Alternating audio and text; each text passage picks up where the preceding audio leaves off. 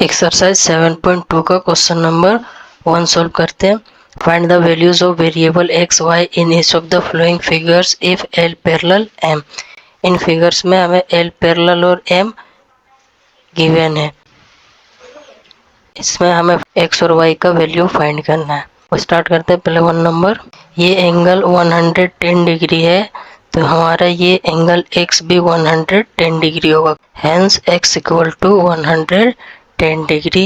ये हमारा 1 number answer हो गया। अब सेकेंड नंबर को सोल्व करते हैं। सेकेंड नंबर में ये एंगल 4x है और ये एंगल 5x है। 4x और 5x का सम करेंगे तो ये हमारा 180 डिग्री होगा। क्यों? Interior angles on the same side of the transversal line के बने एक ही और दोनों इंटीरियर एंगल का सम 180 डिग्री होता है। तो इसको लिख लेते हैं आंसर में। 4x plus 5x equal to 180 degree. क्यों?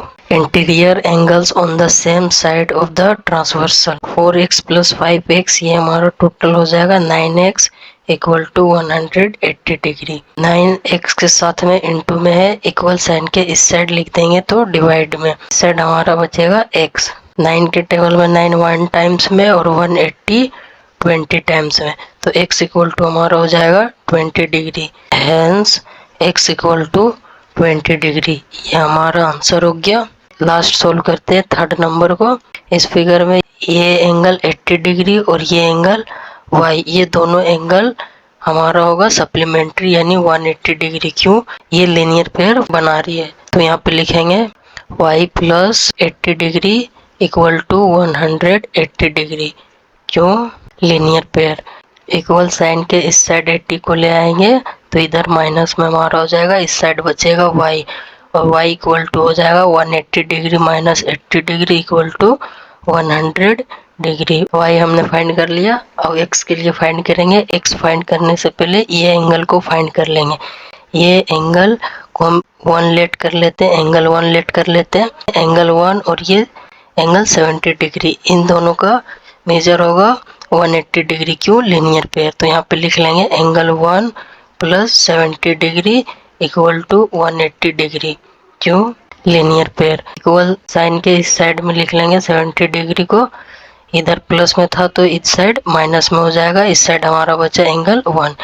एंगल 1 इक्वल टू हमारा हो जाएगा 180 degree minus 70 degree equal to 110 degree. तो ये एंगल 1 हमने फाइंड कर लिया 110 डिग्री। तो ये एंगल 1 और x इक्वल होगा। क्यों इक्वल होगा? ये एंगल 1 और ये x कोरोस्पोंडिंग एंगल है और कोरोस्पोंडिंग एंगल आपस में इक्वल होते हैं। तो यहाँ पे लिख लेंगे angle x equal to angle 1 और ये दोनों एंगल इक्वल होगा 110 डिग्री के। क्यों? Corresponding angles. तो हमने x और y दोनों फाइंड कर लिया। तो यहाँ पे लिख लेंगे hence x equal to 110 degree and y equal to 100 degree. ये हमारा आंसर हो गया।